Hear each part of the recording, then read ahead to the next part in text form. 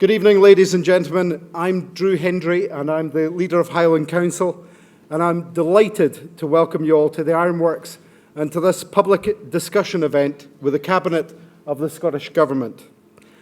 The Ironworks has hosted many varied events, but I think this is a first for them in hosting a meeting of the Cabinet. However, it's not the first time that the Cabinet of the Scottish Government has been to Inverness, so it's a real pleasure to be able to welcome them back to this great city. I know that the First Minister and our Cabinet colleagues have had a full day of meetings, but they've also taken the opportunity to visit various organisations and folk who are making a real difference to their community, which I know has been very much appreciated.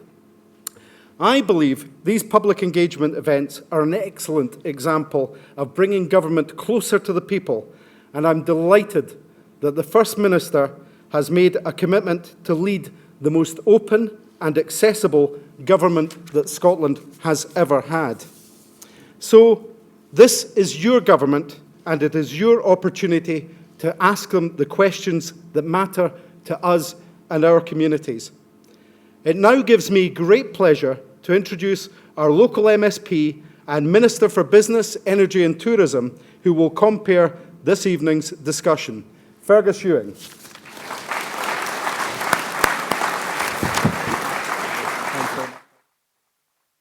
Well, thank you very much. Thank you very much, Drew, and good evening, ladies and gentlemen. A very warm welcome to the Ironworks.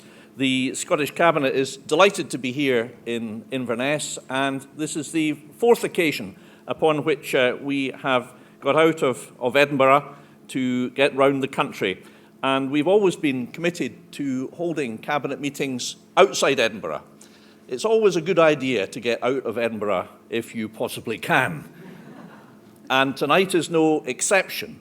And the reason that we like to get out of Edinburgh is so that we can hear your views and that you can have the opportunity to question us, and in particular the First Minister.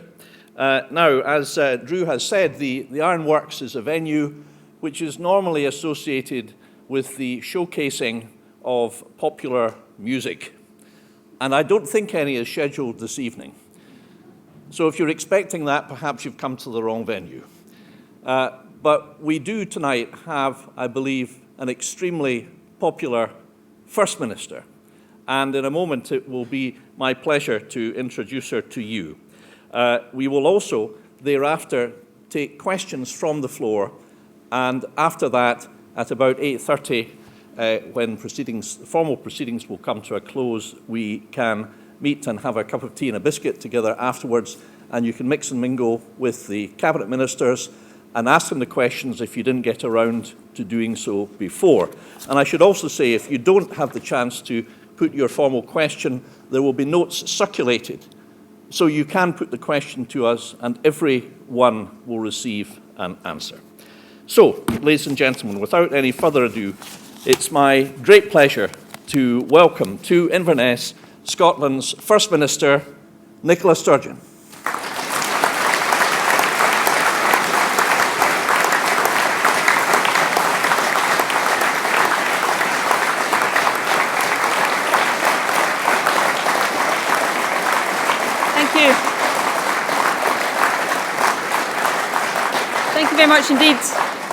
Thank you very much indeed, Fergus, and a big thank you to all of you. When I was standing in the wings there listening to Fergus's introduction, as he described this as one of the best music venues in Inverness, I thought for a moment he was going to invite me on to sing, but we'll only resort to that if we want to get you out really quickly at the end of the evening. Can I begin, though, by thanking the Ironworks for hosting us this evening. We've been here during the course of the day. We held the Cabinet meeting in here this afternoon, and the hospitality of the Ironworks has been tremendous. So on behalf of all of my colleagues, a very, very warm thank you to them for looking after us so well. Now, as Fergus said in his introduction, this is the latest in our cabinets outside of Edinburgh, the Cabinet on tour, as we've come to describe it. This year we've been in Dumfries, Aberdeen, Alloa, and now here in Inverness, and we absolutely love getting out of Edinburgh. And this practice of getting out and about, getting round the country, getting to every corner of the country and meeting people the length and breadth of Scotland is one of the ways, I think the most important way, in which we are seeking to fulfil that pledge that I made when I became First Minister, that I want to lead the most open and accessible Scottish government that we've ever had. So that's what we're aiming to do, and hopefully our presence here tonight is an indication to you of how serious we are about that.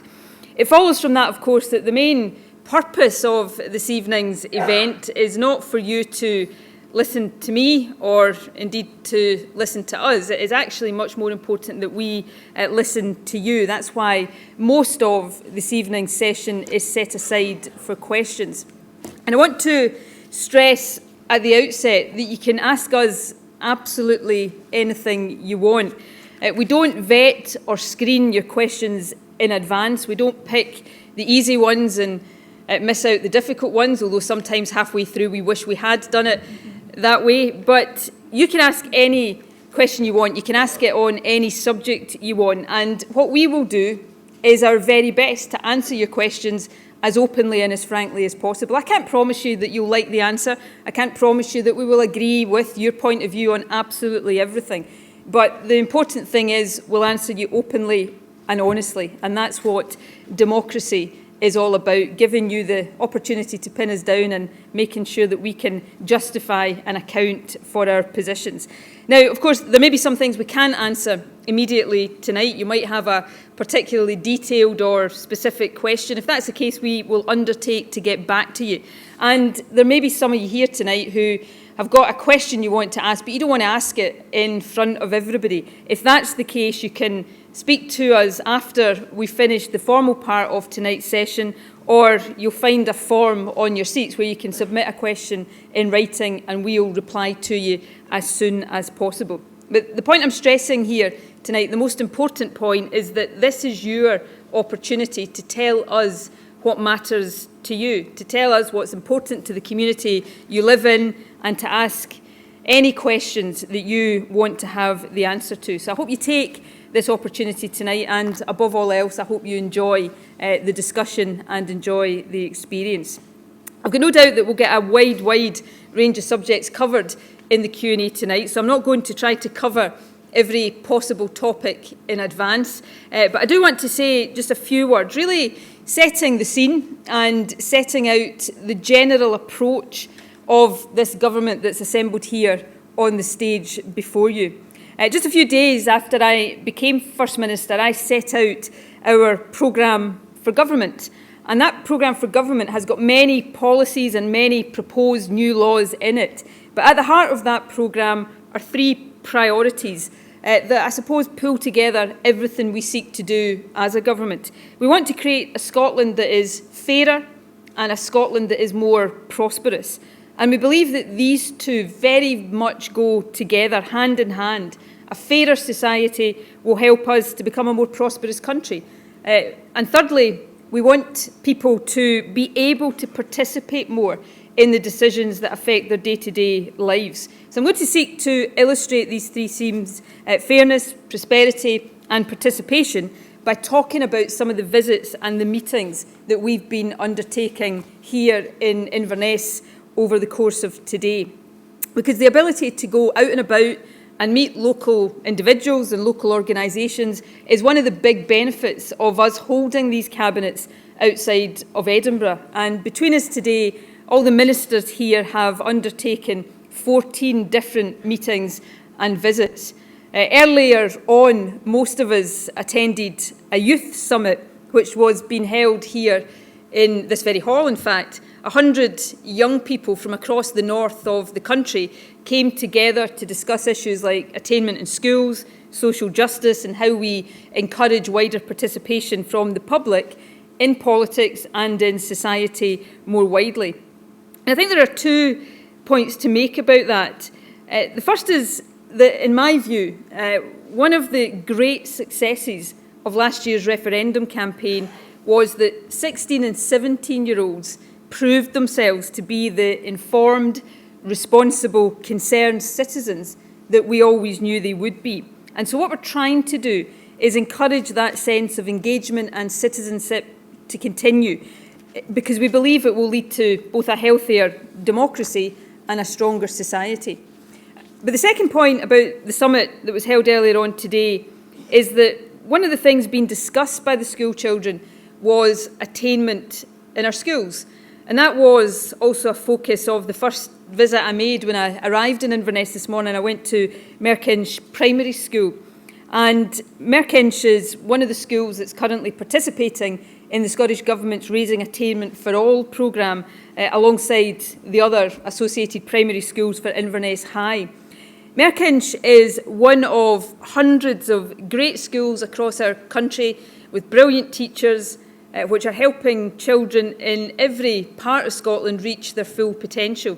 Those schools and teachers have delivered the successes we've seen in Scottish education in recent years. Exam passes in Scotland are at an all-time high. School leaver destinations are the best on record. Of the students who left school last year, for example, more than 9 out of 10 of them are in employment, training or education. So there's a lot to celebrate about Scottish education, and we should make sure we celebrate it. We're often in Scotland not as good as we should be about celebrating the things that we're good at. But there's still work to do, and that's the key point I want to make. Too many children in Scotland still have their life chances influenced more by where they live or the circumstances of their parents than by how talented they are or how hard they work. You know, at present, in the most deprived 10% of areas in Scotland, fewer than one young person in 3 leaves school with at least 1 higher. In the most affluent areas, 4 out of every 5 leave school with at least 1 higher. So we're determined to try to change that. The government is doing a range of things, putting attainment advisors into every local authority. We've launched a new literacy and numeracy campaign for primary schools called Read, Write and Count, which kind of does what it says on the tin. We're making an additional £51 million available to make sure we maintain teacher numbers across the country. We're introducing a new Scottish Attainment Challenge, which is backed by £100 million of funding, so that we can put additional assistance and resources where they're needed most, schools in our most deprived areas. We want to raise standards everywhere, but we also want to ensure that the biggest improvements and the fastest improvements occur where there is greatest need. And education, I think, is a perfect example, a perfect illustration of the point I was making earlier on, that greater equality goes hand in hand with more prosperity. Our young people deserve a fair chance to succeed, but as a society, we will also do better if everybody in our society has a fair chance to contribute. So spending on education, spending to improve and expand childcare, in my view, is one of the very best investments we can make in our society. It's worth saying, though, that the work we are seeking to do to build a fairer and more prosperous country is being hindered often rather than helped by Westminster governments, and in particular by last week's budget from the UK government, which promised deeper spending cuts to come. The cuts we've already seen over the past few years have hit the most vulnerable members of society hardest. They've had a disproportionate impact on women, disabled people and families on low incomes. And I would argue the cuts and the austerity that we've seen in recent years have also failed on their own terms. You know, what we've been told for the last few years is that we've had to endure deep cuts in public spending in order to get the deficit and the debt down. But because those cuts have contributed to low economic growth and therefore lower tax receipts going into the Treasury, the UK government has actually missed its own deficit reduction targets by a total of £150 billion over the past 5 years. So not only are these cuts really hurting people, they're not actually working if you apply the test that was set for them in the first place. And that's why the Scottish Government has set out an alternative approach, one that is based on limiting real terms spending growth to about 0.5% a year. That policy of very modest spending increases instead of cuts over the next Parliament would still see the deficit reduce as a proportion of our national income every single year from 2016. But it would also free up resources across the UK over the next Parliament that we could use to protect our public services, ease the pressure on the most vulnerable, and invest in skills and infrastructure and innovation, the very things we need to do to grow our economy faster. And the faster you grow your economy, the faster you're able to pay down the debt and the deficit. So I would argue it's a common sense approach, one that makes economic sense, but one that also helps not just to get our public finances into stronger shape, but make sure we protect the fabric of our society as well. And investment and growth are very relevant to the second visit that I want to talk about that I undertook in Inverness today. I went to the railway station to launch the new Caledonian Sleeper franchise. The new franchise has 3 different benefits for Scotland. The improved service itself will be valuable for individuals and businesses across the country, but particularly here in Inverness and the Highlands. And secondly, the new HQ for the franchise company are based here in Inverness, creating 20 new high-valued jobs. And finally, we've used the procurement procedure for the franchise to ensure that small and medium-sized companies across Scotland get a chance to bid for business, so that companies right across the country can benefit from the investment we make in that franchise. And as a result of that, the food for the sleeper is being provided by RSF Limited from Dingwall. The mattresses are coming from Glencraft in Aberdeen, and the uniforms have been designed by a company called 1030 in Glasgow. It's a good example of how responsible procurement can bring opportunities for businesses in every part of the country. That franchise for the new sleeper represents a total investment by the Scottish Government of almost £200 million over the next 15 years. So it's a massive investment, delivering a really important service, but it's important we spend that money in a way that spreads the benefits of it as widely as possible. And of course, that investment is in addition to the improvements that we're making to rail lines from here to Perth and Aberdeen. We're also investing in the road network.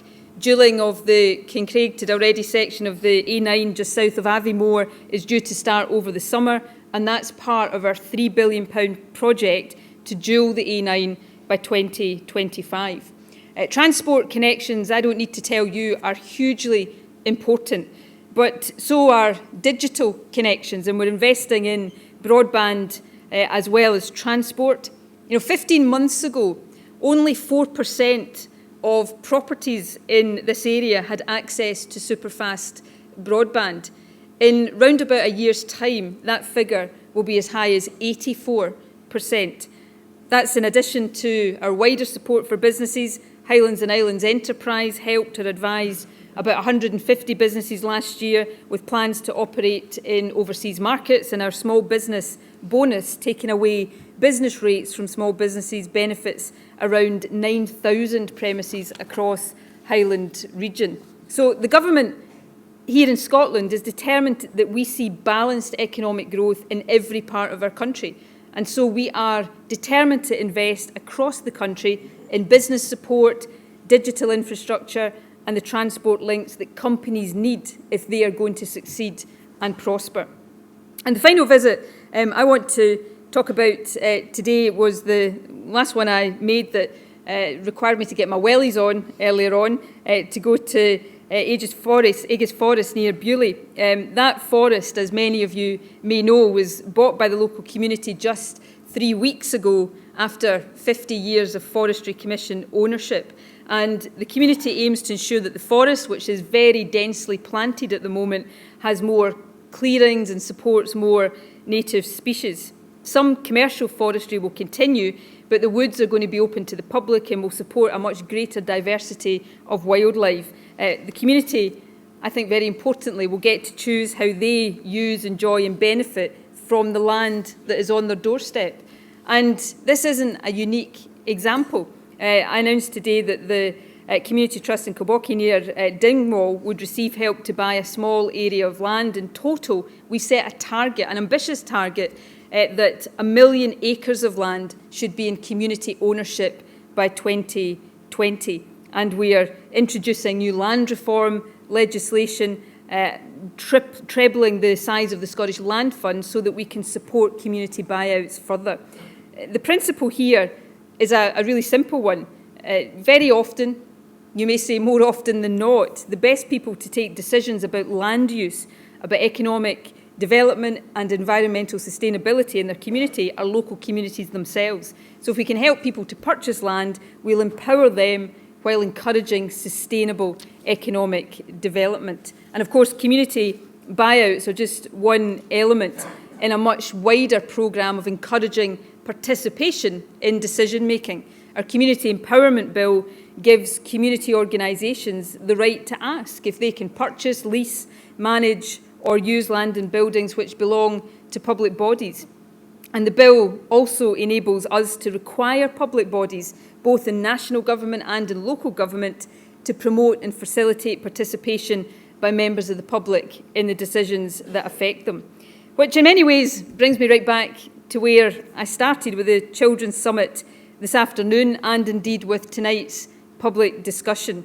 All of these initiatives are about trying to include, engage and empower people, making sure that you feel involved in the decisions that affect you. Tonight I've tried to set out the overall approach that this government is seeking to take to support fairness, prosperity and participation. But what we really want to do is hear from you to get the views of organisations, businesses and individuals right across this area. One of the absolutely wonderful things about living in Scotland over the past 12 months is the way in which all of us had the opportunity to consider and to debate the kind of country we want Scotland to be. The referendum is behind us, but we can still harness the energy we saw in that referendum campaign on both sides of the debate and try to use it to tackle the day-to-day issues that affect people in Inverness, in the Highlands and indeed in communities right across our country. And if we do that, I think we can make further great strides to creating the better Scotland, the wealthier, the fairer Scotland that all of us want to see. So that's the purpose of this evening's event. It's why I'm delighted to see so many people here this evening, and it's why we're all looking forward to your questions. I've got the privilege as First Minister, if I don't know the answer to any of them, I can just pick on one of these people here. So thank you very much for listening, and let's get on with the question and answers. Thank you very much.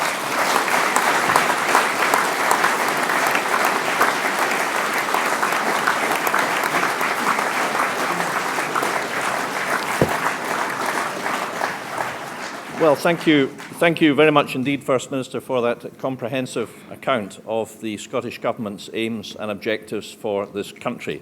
Now, before we go to questions, could I perhaps ask the Cabinet Secretaries to briefly introduce themselves to you all, starting with Shona on my left here. Shona. Okay, Shona Robertson, I'm the Cabinet Secretary for Health, Wellbeing and Sport.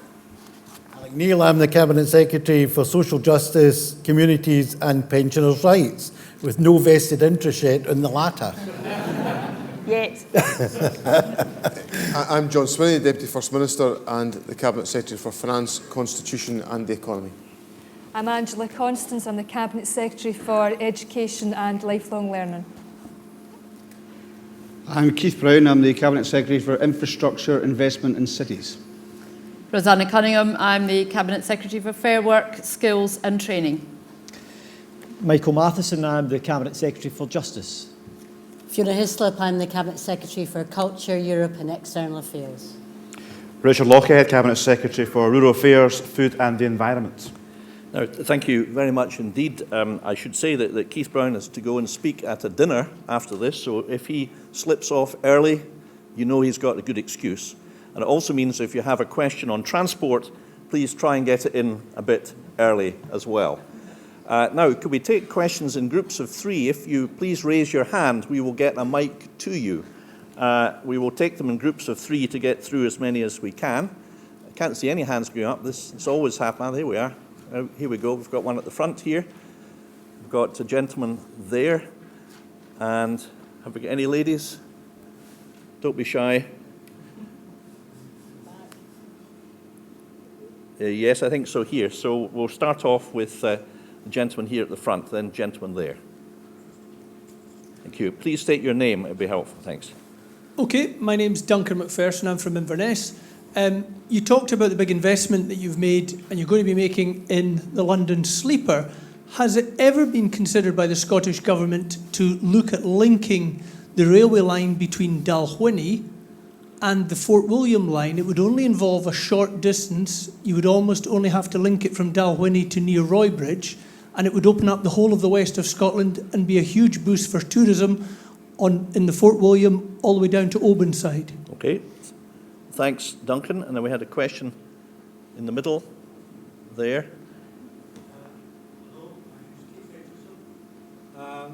Have you got a microphone, Keith? Don't. No. Well, I think I can just speak loudly. Can you hear me? Can you hear me enough? Yeah? Yeah, we can, yeah. Okay. On you go. This is a question about planning, but relax, Fergus, it's not about wind farms. A reporter from the Scottish Government recently decided a deal which means that a waste store will be built or made in Farscape. This will be just a little over 300 metres from the nearest houses. The path of the prevailing wind will carry smell, dust to these houses. That's the first point. The second point is that these houses are in an area which, in your 2011 determination of crime areas, featured as number 37. Fantastic. But besides impinging badly on the lives of people who already have quite a lot to suffer, this also threatens a really forward-looking new set of developments on the canal, which goes round South Kevin and will be only 100 metres from the space store.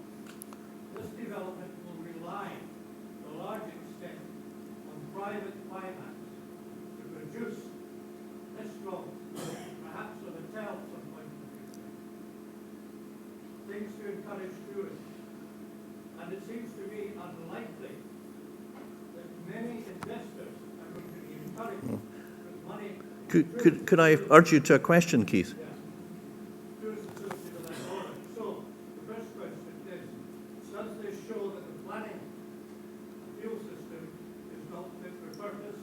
And secondly, on the question of it affecting local people, what is to be done?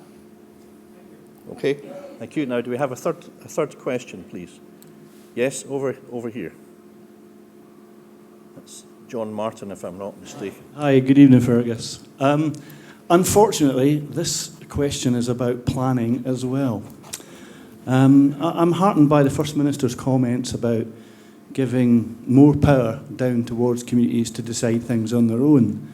But at the moment, we do have a very illiberal planning system, especially in the Highlands.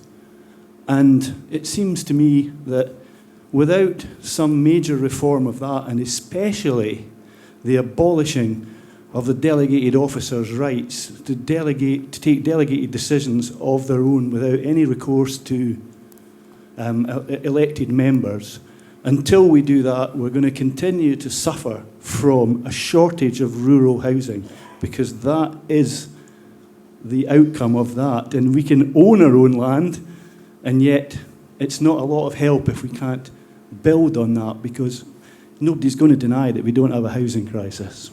Okay, thank you very much. First Minister. Okay, I'm going to ask Keith to answer Duncan's question about linking up the railway from Dalwhinnie to Fort William, and then Keith and John's questions. The bit of his responsibility that Alec Neil didn't include in his title was planning. So I'm going to ask Alec to answer Keith's point, which was about a specific planning issue, so there may be some restrictions on what Alec can say there, but I'll let him judge that. And then John's point, which is more about the planning process, the role of delegated officers. But Keith, do you want to take on the transport question first? I think the straightforward answer to the question is I don't think it has been considered, the idea of linking up Dalwhinnie to Roy Bridge and to Fort William. We've concentrated on the franchise, which is about to start in 10 days' time, and in fact less than that, on things like the rolling stock, improving that, improving services, trying to bear down on fares, and things like the new fare, a £5 fare between any of the cities in Scotland if you get in quickly enough. So we've concentrated on those things, and the way that we deal with infrastructure is slightly different. It goes into control periods, 5-year periods, and the current control period has no provision for the suggestion that's been made.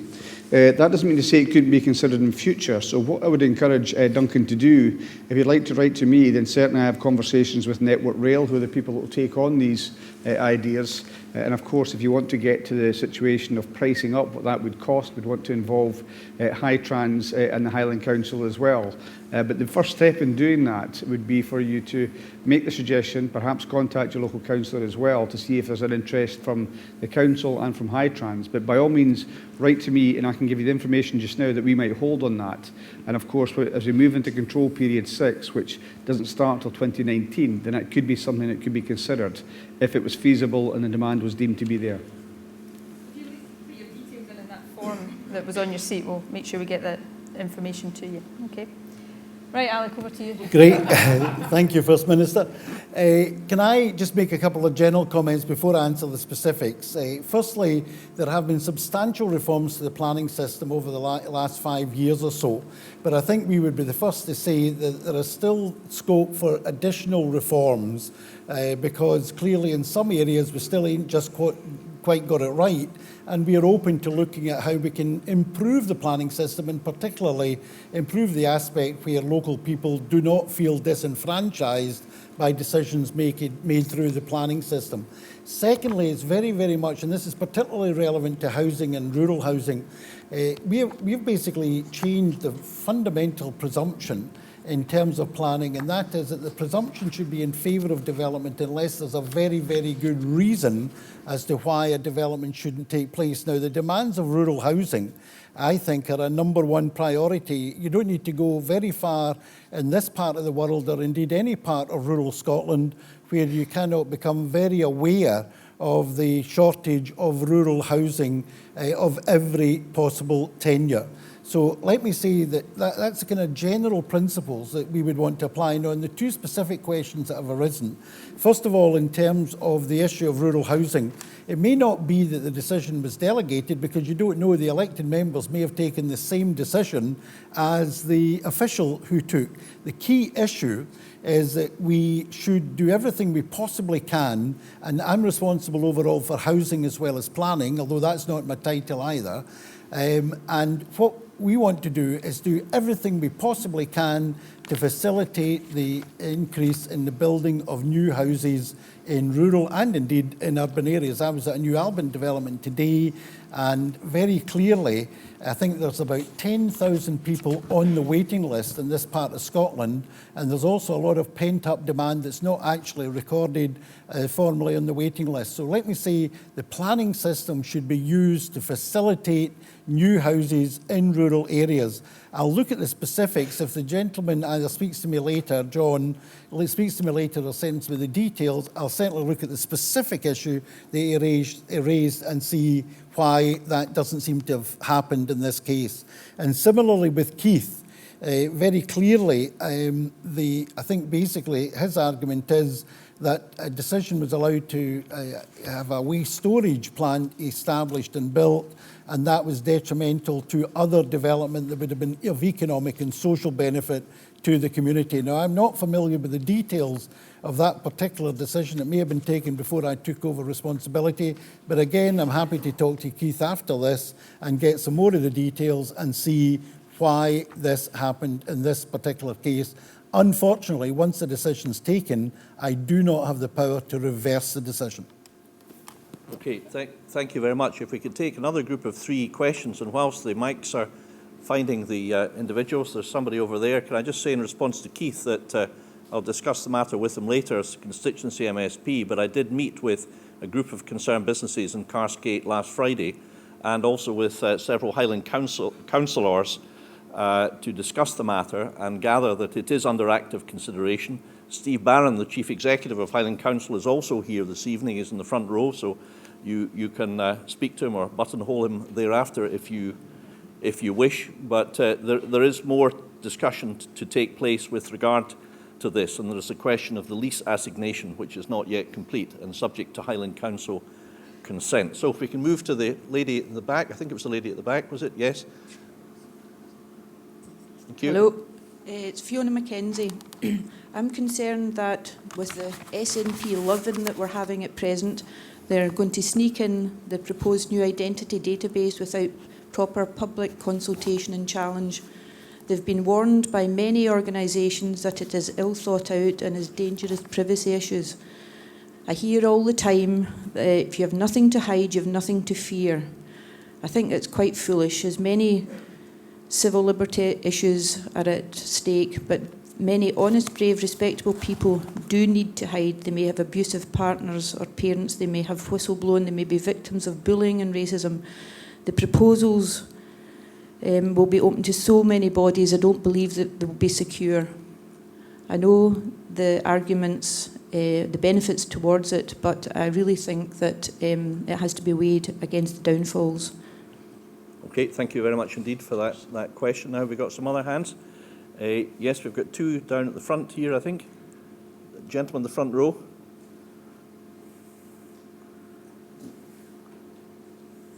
Hello, good evening. My name is Ross McEwen. My question is with regards to NHS Highland and whether the Cabinet and future plans that the Cabinet may have for NHS Highland include an increased bed capacity. Highland features only one A2 hospital with a bed capacity of approximately 400, and while there is significant capital works going on, which I am involved with, that improves every clinical aspect, which an inpatient aspect and theatre aspect, including the new children's ward. However, bed capacity itself, Regmore's working at capacity nearly every day. Another very good question. Could you perhaps hand the mic to the gentleman just behind you? There we are. Yes, sir. My name is Donald Robertson, and it's good to see a fellow Irvine person, the head of the government. Great stuff. Fantastic. Always knew it would be somebody for Irvine. Anyway, and what you're doing in the Cabinet, I think it's magic, you know. Just hold the mic a wee bit closer, particularly if you're praising the First Minister. My question is this, Fergus. My question is this. Right. In the early 1700s, the government of Scotland declared that we be part of a union with England, and so it became. 300 years now, and there's a Scots government. We've had a referendum, and that wasn't a success, really. Now, no, but the point is this. It was a Scots government that got us into the mess. Surely, to goodness, the least we can get is a Scots government to get us out of it by declaring UDI. Well, for people that don't know what... For members of the public that don't know what UDI is, it means Unilateral Declaration of Independence. It was good enough for America. It was good enough for Holland and many other countries. Thank you very much. It's good enough for my country, in my opinion. Now, the point is this. The SNP, we're in a high just now. Nobody can deny that. And if we don't come up with the goods this year, and I joined the SNP for independence. If it doesn't come up this year, there'll be afterthoughts. There'll be a lot of thinking going on. And it may be that the SNP might not even be in a position to declare UDI. And that is my fear. Thanks very much. Thank you. First Minister, are we in an insurrectionary mood tonight? Fiona, you raise a very important issue. I'm going to ask John, who's the Cabinet Secretary responsible for this issue, to answer in detail. But let me just say, first of all, this government takes privacy very, very seriously, and we will continue to do that. There will be no ID cards as long as this government is in office. But John will go into a bit more detail of where we are with that issue and some of the thinking behind it. Shona, if you can address Ross's question about bed capacity in NHS Highland, and Donald, I'll prepare to answer your question when we get to it. So John, take your time in answering this question to give me time to prepare. I have a lot of thinking time to the First Minister. Fiona, first, let me begin first of all with how we're handling this issue. We've just concluded a consultation on these proposals, and I know you might sometimes think, and folk might think, that governments have consultation exercises and we don't pay attention to what's included within them. We got a lot of very substantial feedback in that consultation exercise, and I want to give you the assurance tonight that all of the issues that have been raised in that consultation are being looked at very seriously by government, and we're determined that we have to address those issues before we can take forward any of the proposals that we've put forward. There are two things that we were essentially consulting about. One was to create the ability for us to provide a secure way whereby members of the public could verify their identity for online access to public services. So increasingly, all of us are all buying things, engaging in services over the internet, digitally accessing all sorts of private organisations. And increasingly people want to access public services online. But we have to be particularly careful that we guarantee the identity of the individuals, that the folk who say they are who they say they are when they're accessing services. So that's why we've embarked on this consultation, and there's a lot of practical issues been raised as to how that needs to be done to guarantee that we protect people's privacy in the process. The second thing we're consulting about is to make sure that we are able to identify who are the people who should be paying the Scottish rate of income tax when the new tax powers come in April 2016 and thereafter. And that's important because, bluntly, Scotland's public finances depend on us getting that right. If we don't get all the people identified who are Scottish rate taxpayers, we start to raise less revenue than we need to raise to support our public services. So that's the two reasons why we're doing it. What it's definitely not about, as the First Minister said, it is not about having identity cards by the back door. And anything that gets anywhere near having identity cards, we will not have anything to do with it, and we'll put a stop to it. But what I want to assure you about is that we are actively looking at all the issues in the consultation process. I've met the Open Rights Group, who were one of the principal contributors to the consultation exercise. We had a very good discussion about the issues. The Cabinet's mulling over these points, and we'll come back to Parliament in due course with what our thoughts are in response to that consultation. But I want to leave you with a strong sense tonight that all of those practical issues are being actively looked at by the government, and that no commitments and no decisions have been taken that would in any way cause public concern. Okay, thanks, John. Shona. Ross, you raised issues about the bed capacity at Raigmore. I think the first thing to say is to make sure that the beds within our hospitals are being used by people who have to be there. So we've had a problem in Raigmore and in other hospitals where people are delayed in their discharge because of various arrangements not being there to get them home quickly enough. So £100 million has been will be invested over the next 3 years to, for example, grow the home care availability so that people who need a package of social care to get home can get that, and they can get on their way back home. So part of it is about making sure that all of the beds are used by people who need to be there. The second thing is that NHS Highland has had some long waits due to a number of issues, and one of the ways we are helping them deal with that is through a new performance fund that I announced. NHS Highland is going to be getting £6 million in the coming year to help with extra theatre capacity and extra consultants. They'll be working over 7 days, more diagnostics, so more people will be seen and treated, which will bring down waiting times.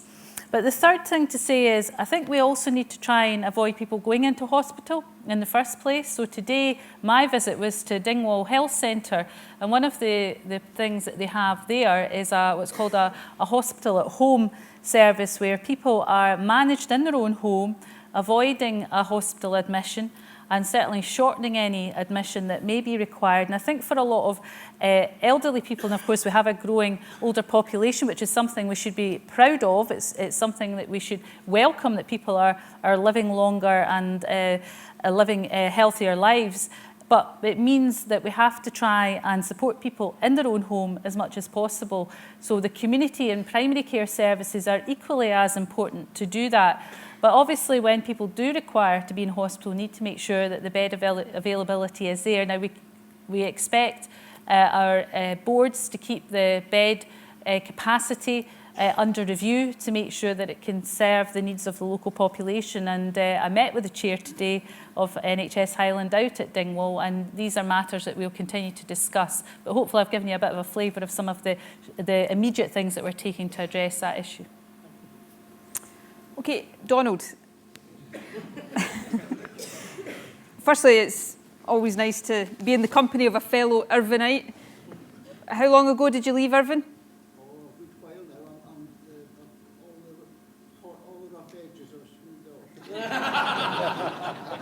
I have to say, it doesn't sound like an Irvine accent you've got, but... Exactly. Anyway, right, I think I've put off the moment of truth. Donald, I think I can probably say without fear of contradiction that I want Scotland to be independent every bit as much as you do. I've not been campaigning for it since the 1700s, perhaps unlike some people, but I have been campaigning for it all of my adult life. I started campaigning for the SNP and for independence when I was 16 years old, and 5 years later I'm still at it. So there you go. So I passionately want Scotland to be an independent country. I, as we all did, gave my heart and soul to the referendum campaign and was, devastated when we fell short of a yes vote by, just a little bit last September.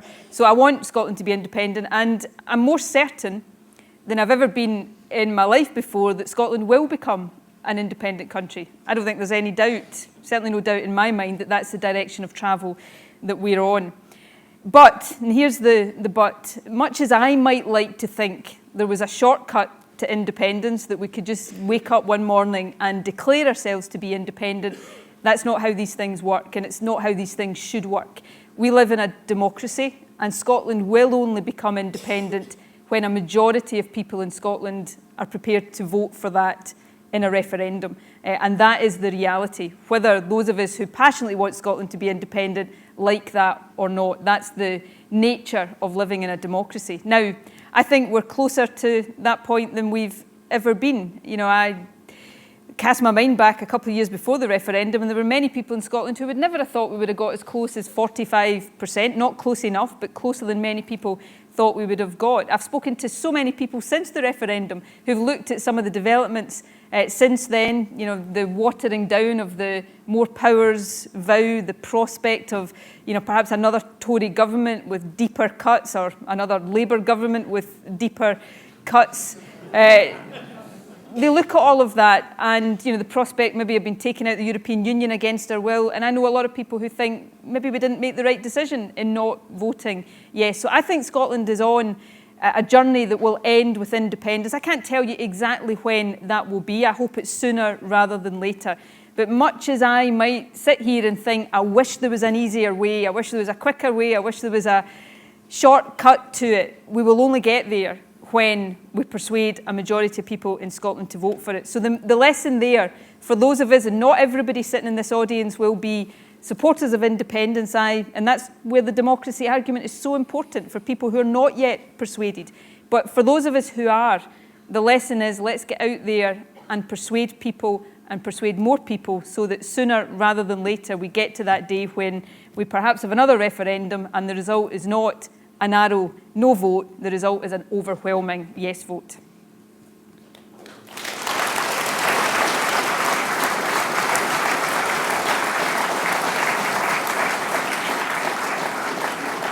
I've not entirely made my fellow Irvinite happy with that answer, but there you go.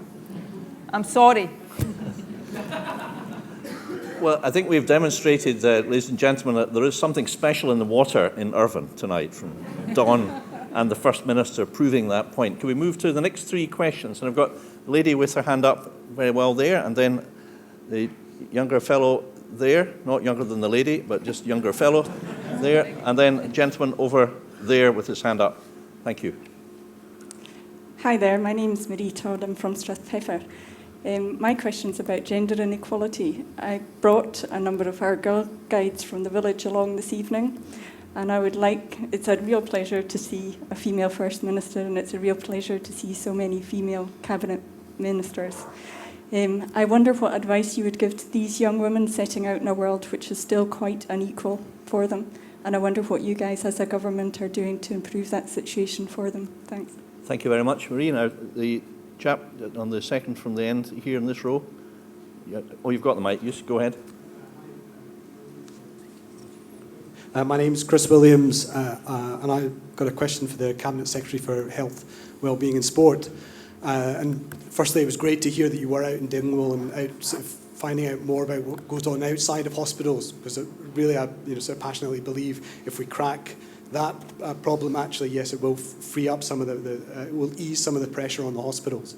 But I wondered what you thought about NHS, well, Highland forging ahead, both the NHS Highland and Highland Council in terms of integration, in terms of going for the single lead agency model, which is obviously the only area in Scotland to go down that route. And I wonder if you thought that was a great success, or whether there are any dangers associated with them being the only one taking that route. Thanks, Chris. Another excellent question. And the gentleman there. Well, thank you. My name's John Massey. My question is regards numbers, which I know is not always very fair when you're just coming from the floor with no preparation. It's relation to pension credit. And I would like to know how many people are in receipt of pension credit. And does this number, is it reflected in the unemployment figures? Because there's lots of people between the ages of 60 and 65 who are not working and in receipt of pension credit. Thank you. Thank you very much. First Minister. Okay, thanks. I'm going to take these questions in reverse order. Alec will answer John's question about pension credit. I'll then go to Shona about the question about Highland's model of integration, and then I'll answer the question about gender equality. Okay, can I first of all say, John, roughly 16% of all pensioners in Scotland are living in poverty.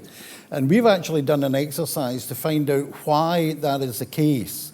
And the exercise has shown that the main reason is that pensioners do not take up or do not receive all the benefits, including pension credit, that they're entitled to. And in particular, the take-up of pension credit is only about 2/3 of the people who are actually entitled to it. And it's an important element between actually living a reasonably decent life as a pensioner and not having enough to make ends meet.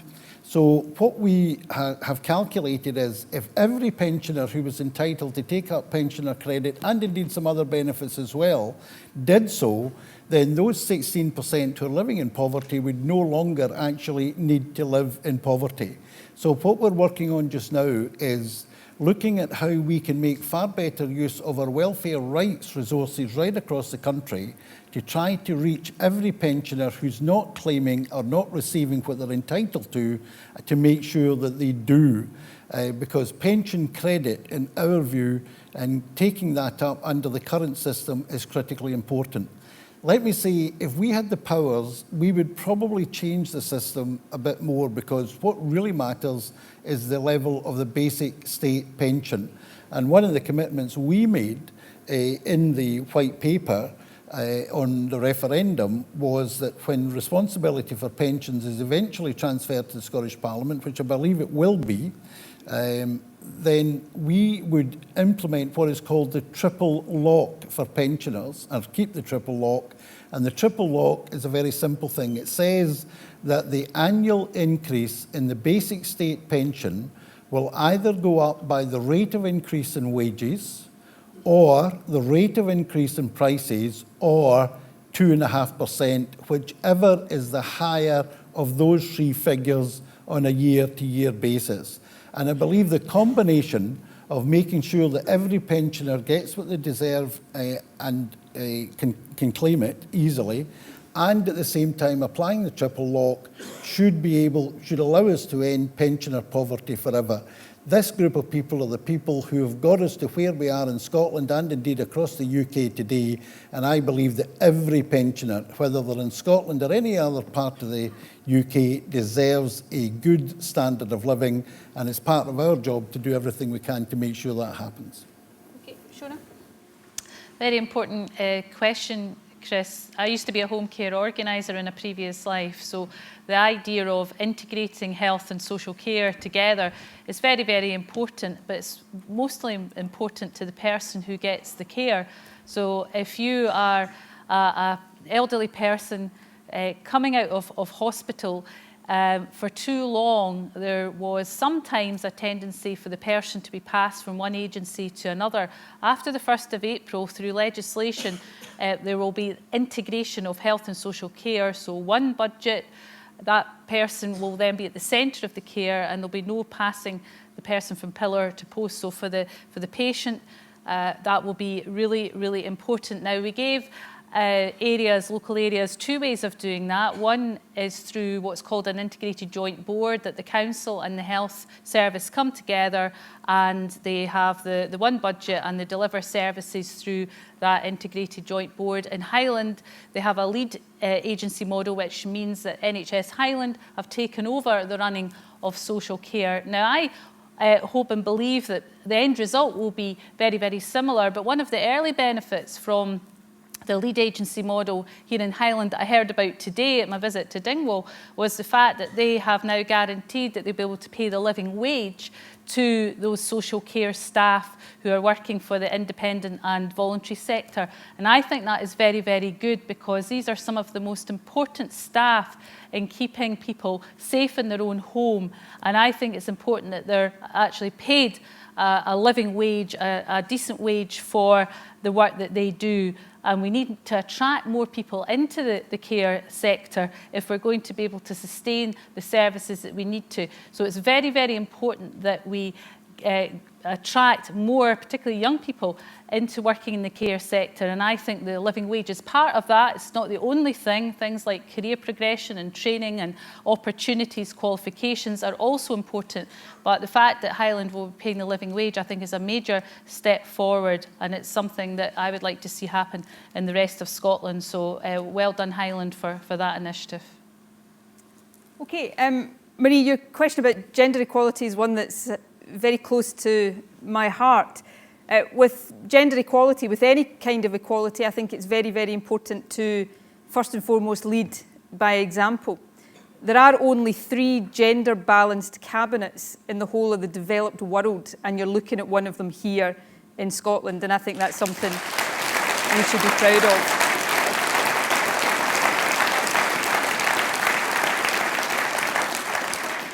When I appointed this cabinet, in the days after that, I got quite a few emails and letters from people asking me how I knew that all of the women in my cabinet were there on merit. I didn't get one email asking me how I knew all the guys here in my cabinet were here on merit. And you know what? The thing is, all of the members of this cabinet are appointed absolutely on merit. And why should that be in question? Women make up 52% of the population. Having 50% of a cabinet made up of women shouldn't raise any questions about merit at all.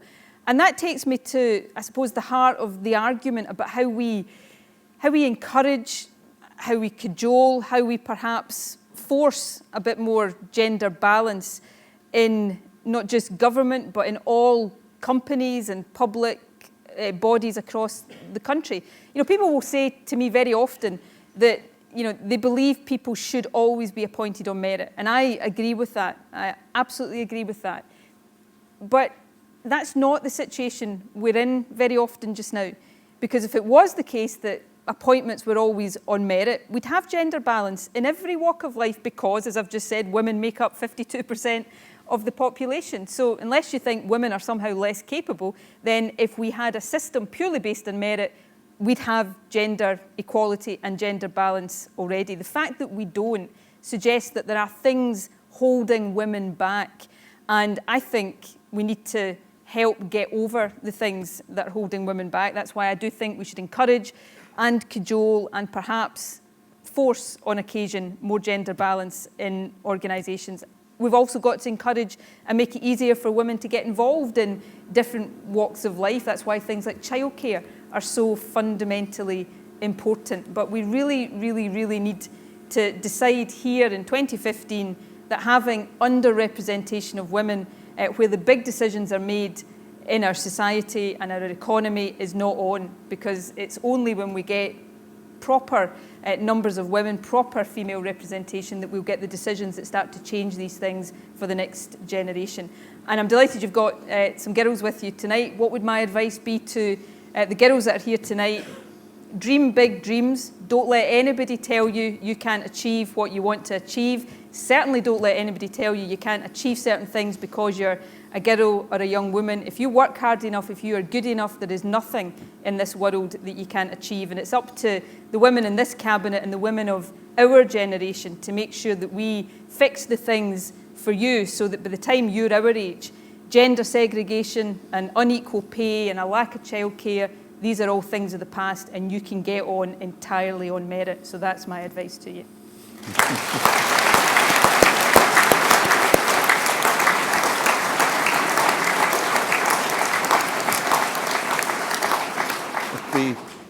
At this point, First Minister, I should reveal to you that my 6-year-old daughter has got an ambition. It's actually to be the First Minister, but not until your reign is over. Can we have 3 more questions then, please? Yes, we've got a female there and another female there. And have we got a gentleman? You were there first, beside Don. Are you from Inverness as well? We'll soon find out. The female at the back, yes. Hi there, my name's Isla O'Reilly. A question probably for Richard around farmers' markets. Farmers' markets are often the best way for local produce to be sold to local people in the communities, and there's quite often money available to start them up, to set them up, and to purchase the stalls and whatnot. I was wondering if there's any money available for farmers to actually have the cost of those stalls on an ongoing basis covered, because quite often they can't afford the cost of the stalls on a weekly basis, and therefore the farmers' markets don't start after being set up. And if I can be so bold and add in a wee second question, it's around the anti-democratic power grab of TTIP and people's general thoughts on those. Thanks. Thank you. Thank you, Isla. And the next question was, fire ahead, please. Hello, thank you for being an accessible cabinet and coming here today. My name's Ellie. I represent an organisation called Health and Happiness. We work with people with learning disabilities and on the autistic spectrum. My question, I think, relates to human and civil rights as well as participation and well-being. Many of the people I represent are being summoned at the moment because of the introduction of the personal independence payments. They're being unfairly reviewed and they are being further disabled by what they perceive as a very unfair system that prevents them actually, even in terms of transport, being able to get to work if we help them link to it, or social activities or anything else. So my question relates to, will you please, as a Scottish Government, still bravely fend off Westminster's attempts to take control away from us in terms of what they're doing to our people? And also, what are your proposals to make sure that those wealthy corporations and individuals that do not pay the tax they ought to, should do? Because I'm a very good girl and I pay all of mine. Thank you.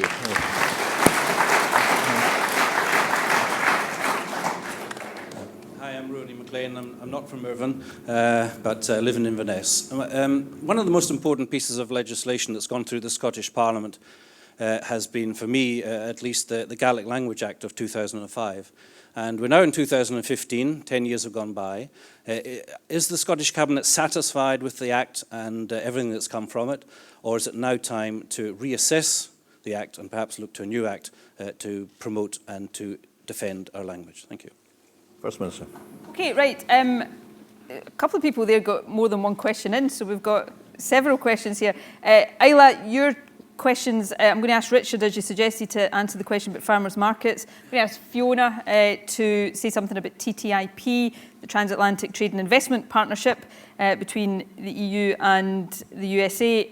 Ellie, Alec Neil will answer your question about personal independence payments, and then John, do you want to say a word about tax avoidance? And Angela, if you can take Rory's question about the Gaelic Language Act.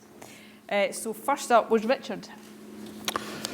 Well, I'm a big fan of farmers' markets, and of course we're lucky in Scotland and we've gone from a position of about 15 years ago of not really having that many to having between 50 and 100 farmers' markets across Scotland today.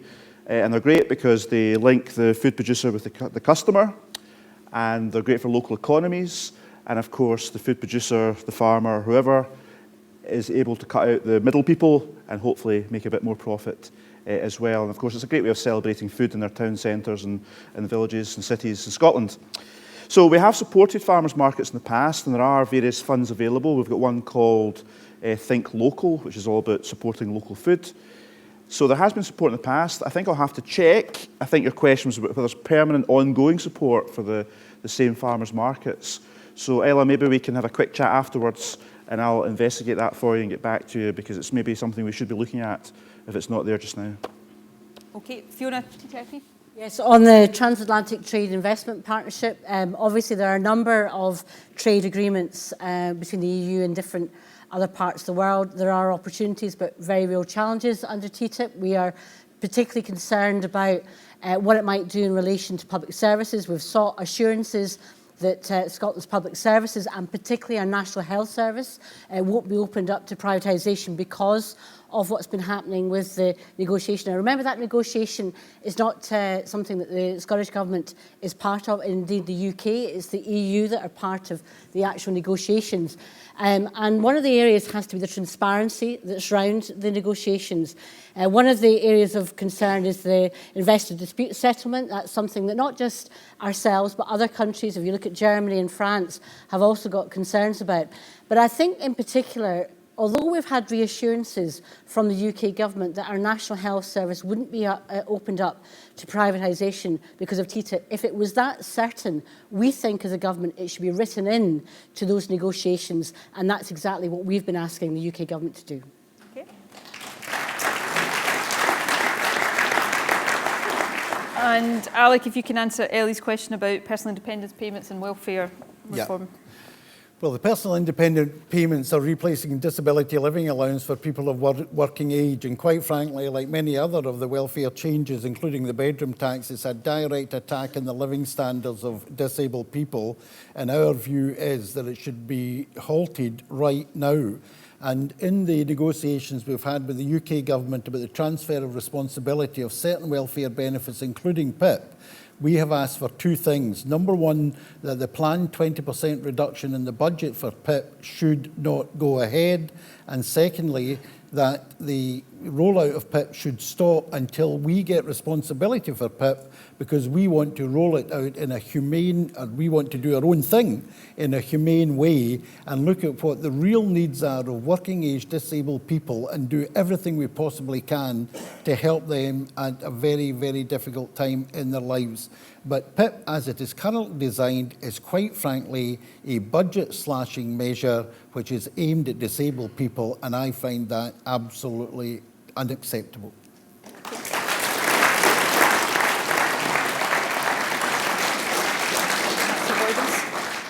Ellie, on the question of tax avoidance, for the first time the Scottish Government will have to start collecting taxes on the 1st of April this year. So we've had to put in place the first processes and choices that we've made about tax collection.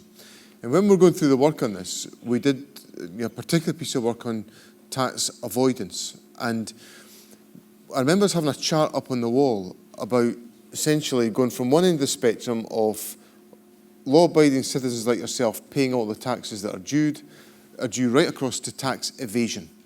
And we looked at every stage in between. What can you do in amongst all this? Some of which would be defined as, you know, acceptable creative practice, whatever you call it.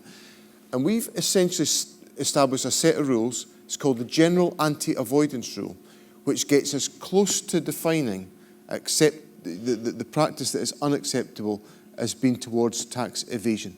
So we've set the highest possible standards of obligation on individuals for paying their taxes and companies paying their taxes that takes it as close to tax evasion, which is illegal. So our rules are structured on the basis of trying to maximise the ability of tax collection and to minimise the opportunity for tax avoidance. And I think that's the least that a society demands of its government. Now, there's been a lot of talk in the last 7 days from the UK government about clamping down on tax avoidance. Frankly, it's all a bit late. When we had the chance to design our own system, we established the highest standards which are utterly intolerant of tax avoidance, and that sets out the standards that will maintain all the taxes that we collect. And finally, Angela, do you want to take Rory's point about Gaelic? Yes, I think Rory's question is very timely indeed. He's right to point out it was 2005 that the Gaelic Language Act was introduced. The point that he makes in raising his question is that Gaelic is a minority language, therefore requires special measures to protect it, to promote it, to ensure fairness and equality for the language. And I believe this government has done more than any other government to pursue fairness and equality for the Gaelic language and culture. That is a cross-government commitment. Fiona Hislop, my colleague who leads on the culture agenda, is very strong in this issue too. Government puts a lot of money into BBC Alapa. So we know that, for example, there are 82,000 people in Scotland that currently speak Gaelic to some level. 57,000 would be considered competent Gaelic speakers, and there are 14 local authorities who currently offer Gaelic medium education. And it's on that point that I believe your question is very timely, because introduced into Parliament today was an education bill. And tomorrow I'll launch that education bill. It's a very broad-ranging bill. It includes issues about children's rights. It includes issues about how we're going to raise attainment. But there are also some very important provisions with regards to Gaelic medium education, in so much that it will introduce the right for parents to request Gaelic medium education from their local authority. Now, that doesn't give parents the right always to receive Gaelic medium education for their children, but it does move the issue forward substantially, in that local authorities will have to consider that request. There has to be a process around that request, and there has to be transparency and consistency around how local authorities deal with those parental requests. And obviously it will establish, I think, the demand to increase Gaelic medium education further. And crucially, it will also give Education Scotland and Borden Gaelic the opportunity to offer their opinions on parental requests for Gaelic medium education. So it's an important step forward, and I think Rory's question is very timely, is that we are nearly 10 years on from the Gaelic Languages Act, but as I hope that I've demonstrated, the government, across the government, and a range of portfolios, we are moving forward, and there are some very specific measures in the education bill that was just introduced to Parliament today. Okay, thank you, Angela. Thank you very much, and we recognise the good work the Highland Council does in its promotion of the Gaelic language, especially in schools and preschool as well. I think we've got time just for 3 last questions, I'm afraid. So it's the last chance saloon, ladies and gentlemen. And we've got the female there, and then the female at the back of that row, and there's lots of people at the top.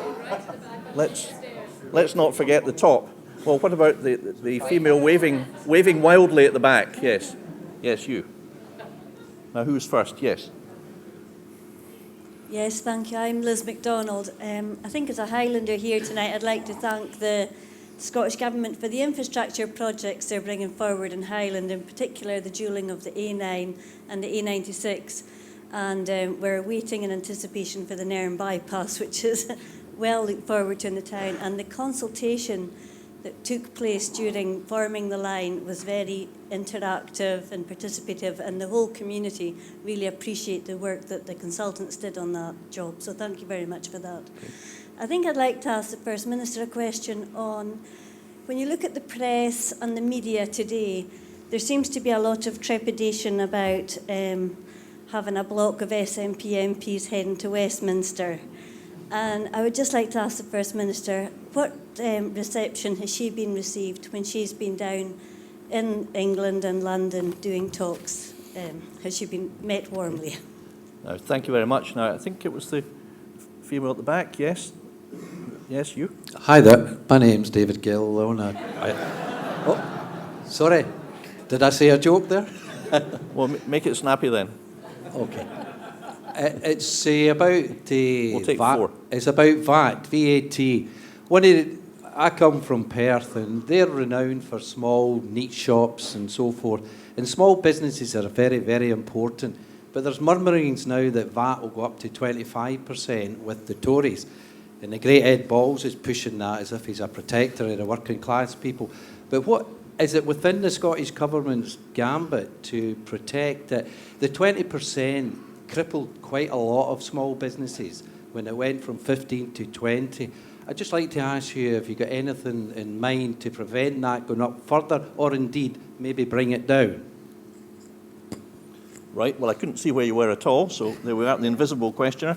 But the female there, did you want to ask a question? Yes. Yes, you fire ahead.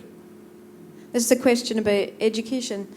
I'm a teacher. I'm currently engaged in implementing the new higher qualifications and nationals last year. And the experience, quite frankly, has been one of a lack of support and a lack of direction, particularly regarding internal assessments. I want to ask, when we're being asked to deliver what is regarded as the gold standard of Scottish education, why are we getting such a lack of direction and support from the SQE? Okay, good question. And just to break the rules, we have a fourth and final question from upstairs. Hi, Mary Fraser. It's about TTIP again. As much as it's great to hear you're going to do as much as you can to protect the NHS, there is a lot of fear in agriculture about what's going to happen under TTIP and other industries as well. And it's great, like I say, that you are so going to be protecting the NHS, but I think there's possibly a little bit of blinkeredness there, and there is a lot of talk, especially locally as well, that about, you know, not just the NHS, other industries that could become affected, and what you're going to do to help prevent it. Thank you. First Minister. Okay, Angela, can you take, sorry I didn't catch your name, teacher. Sorry, Angela, if you can take on the question about implementation of Curriculum for Excellence, new hires and the support that is available or should be available. Obviously, we don't want any teacher feeling that they're not being properly supported in what we're asking them to do just now. John, do you want to take David's point about VAT? We don't control VAT, but we have a range of policies designed to help small businesses, so John can cover that, and then I'll come on to the last two questions before we finish up. Okay, want me to go Angela, first? yeah. Okay. Thank you for that question, Kath. I mean, I'm very clear that the successful introduction last year of the new national qualifications was very firmly down to the hard work of teachers. We're now moving forward with the new hires. And one of the first things I did in this role, after my appointment to this position in education, was to meet with a number of the key agencies and stakeholders in education, and can I tell you that was SQA as well, because I want to ensure that teachers do indeed get the support that they need. It's not that long ago since I was a frontline social worker, so I understand the demands that some professionals have when your primary focus is to work with individuals, it's to work with children, it's to have as much face time as possible with the young people that you're trying to nurture and to serve. And I don't want to see any teacher burdened with bureaucracy. Alistair Allen, who's the Minister for Schools, Languages and Science, he chairs a working group on tackling bureaucracy and and the teacher union representatives and COSLA and the local authorities are part of that, and they're taken forward a range of work to try and, I suppose, share good practice, learn the lessons that have to be learned, because it's counterproductive to have teachers overburdened with paperwork and bureaucracy. And one of the very valuable lessons from the work that went on last year, and there was a report, a reflections report published maybe about 3 or 4 weeks ago, and it does speak about the over-assessment that took place in the system. So there is very important steps we need to take moving forward to ensure that we're not over-assessing, because that's not in the interests of our children. It's certainly not in the interests of teachers either. The Scottish Government has made substantial additional investment into supporting curriculum for excellence. Since 2012, there's been an additional £10 million. I'll say a bit more about what other resources will be available to support the implementation of curriculum for excellence this week. But we are determined to ensure what we do supports the activity on the front line, and a lot of our other initiatives in primary schools in and around the Scottish Attainment Challenge is very much recognising that a resource has to be targeted at the front line, directed at children, and supporting teachers to do the valuable job that they do day in, day out, ensuring that our young people get the best start to their future lives. Okay, thanks, Angela. John, do you want to take David's point? Yeah, we, as the First Minister said, David, we don't control VAT, and under the Smith Commission proposals, control of VAT will remain part of a decision of the United Kingdom Government, although a proportion of VAT will be allocated to our budget and the block grant reduced to take that into account. So in operational terms, at the present moment and for the foreseeable future in terms of the Smith Commission proposals, we will have no control over VAT. It won't stop us making representations to the UK Government about how VAT is taken forward, and there are specific issues we can address to take forward the concerns that you've set out. I think the best way perhaps to look at it as to what we can do is what direct support can we give to the small business community. And obviously you mentioned Perth. I'm very familiar. Perth, I represent a third of the city and the northern part of Perthshire up to the Highland boundary, and I recognise absolutely the centrality of the reductions in business rates that we've put in place to support the small business community. So there's about 93,000 small businesses in Scotland that are either paying no business rates or reduced business rates as a consequence of the small business bonus scheme, which is designed to give a direct boost to individual companies, to give them one less bill to have to worry about, and to contribute to their own sustainability. We also have a number of other measures in place in terms of supporting small business people in taking on additional staff, in terms of assisting them with some of the training costs that can be associated with that, and from time to time from employment costs. So although we don't control VAT, we will take forward a series of measures to support the small business community, and the First Minister has given an assurance that for the remainder of this parliamentary term, and then in terms of the next parliamentary term, should we be the government, we will maintain the small business bonus scheme for the small business community in Scotland. Okay, and the second last question, Mary's question again was on TTIP. I'm going to ask Richard in a second to say a word or two about agriculture. Before I do that, though, just a couple more general points about TTIP. I mean, trade agreements are not in and of themselves bad things. They can be good for the economy, but the devil is in the detail. And we're operating just now under two key constraints. One is we don't yet know what the detail of this particular trade agreement is going to be. It's been, as Fiona said earlier on, negotiated under a cloak of secrecy. So we have to express the concerns that we've got and express them as loudly as we can, and that has focused so far on the NHS and the investor-state dispute resolution system. But the second constraint we work under is we're not one of the negotiating parties. You know, this has been negotiated between the European Union and the United States of America. When it comes to ratification on the side of the European Union, it will be the UK government that decides whether or not to do that. So we do not have a seat at the negotiating table as Scotland, nor will we take the final decision. Is that frustrating? Yes, we'd far rather be in there much more directly. But notwithstanding that, we'll continue to stand up for and articulate what we think is in the best interests of Scotland, our public services and our economy and the different sectors of our economy. Now, you specifically mentioned agriculture, and I'll ask Richard just to say a word or two about some of the potential benefits as well as some of the potential risks around trade agreements for the agriculture sector. Well, last Monday I was actually at the European Farming Ministers meeting, and whilst I attend those meetings on behalf of Scotland, of course I don't get to sit at the top table or get to speak at the meetings where the UK do the negotiations. The issue of the impact of TTIP on agriculture was supposed to be on the agenda for that particular meeting last week, and I'd asked for that to go on the agenda, and I was told it was on the agenda. I turned up at the talks, and of course it had been taken off the agenda and put into a private working lunch between ministers, which Scotland is not allowed to attend. Therefore, unfortunately, that was also discussed amongst the ministers behind closed doors, and Scotland wasn't in the room for that.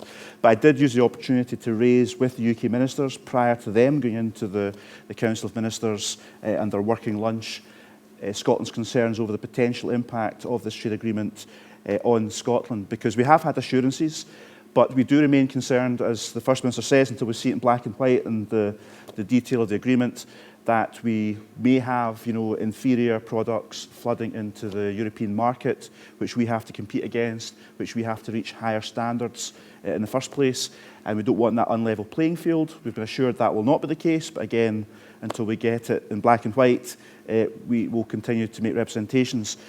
Also, there's issues over protecting some of what are called protected food names. This is where other countries within Europe are not allowed to imitate Scottish food products. And we've got 14 well-known products in Scotland which are protected under legal protection in Europe. Stornoway Black Pudding, Arbroath Smokies, Dunlop Cheese, all these fantastic products. And in terms of what happens with this trade agreement, we want to ensure that they're not discriminated against or lose out in any way. So that's another concern we do have, and we want to just pin down. So please rest assured, we're very conscious of the potential threat to Scottish agriculture and Scottish food. And we will forensically examine the detail of any draft proposals we do get to see or make it into the public domain. But in the meantime, we'll continue to make the strongest representations to UK farming ministers, but it would help a lot if we were allowed in the room and allowed to speak. Okay, and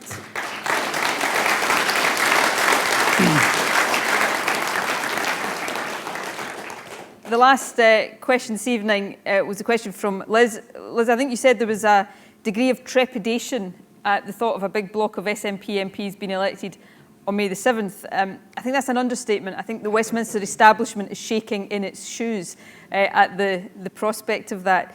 But here's the thing, and this is a serious point. Last September, despite our best efforts, Scotland voted to stay in the UK as part of the Westminster system for the time being, and assuming I don't accept Donald's encouragement to declare UDI between now and May the 7th, then on May the 7th we're going to be part of the UK. And Westminster politicians during the referendum were repeatedly in Scotland saying to people in Scotland, don't leave us, don't vote yes, you are a valued and integral part of the UK, your voice matters, your voice will be heard.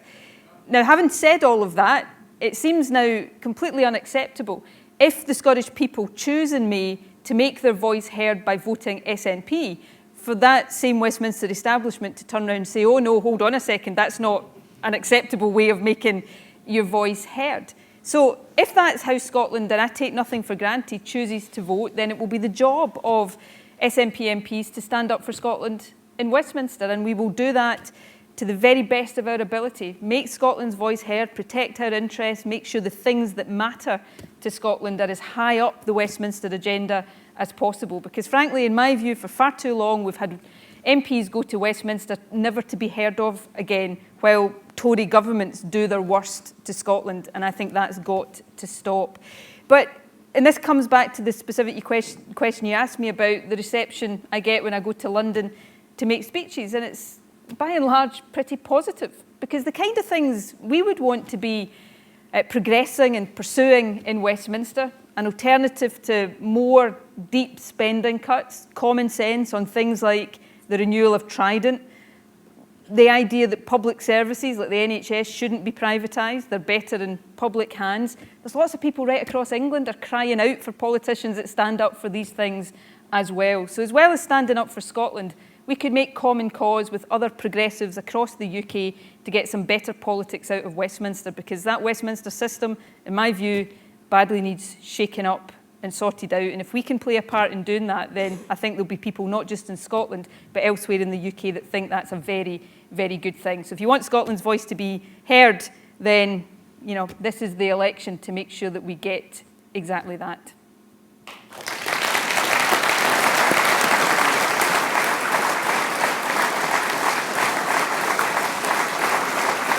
Well, thank you very much, First Minister. I gather the First Minister's recent forays to London have been so successful before various audiences that she was repeatedly asked if the SNP would field a candidate in various English constituencies, including Wimbledon, where the First Minister pointed out we've already won in Wimbledon.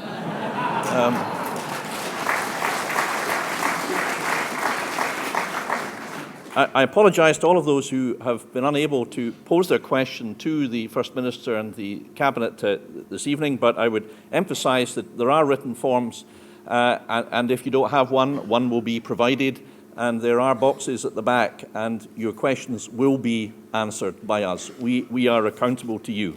I think you will all agree the questions we've had this evening have been wide-ranging, at times very probing, amusing, and entirely unpredictable, and this is what democracy is all about. There was one puzzle where mathematicians amongst you will have been puzzled about the First Minister's assertion that there is gender equality, because if you count the males and the females, there are 6 males and 5 females.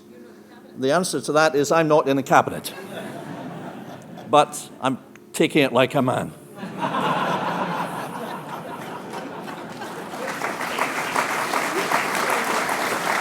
So, it only remains to be said that if I could ask you to remain seated for a couple of minutes to allow Cabinet members to leave the stage before we continue the chats over a cup of tea. And now, ladies and gentlemen, can I, on behalf of the First Minister and the Cabinet, thank you for coming along, and I hope we have done our best to answer your questions this evening. Thank you very much indeed.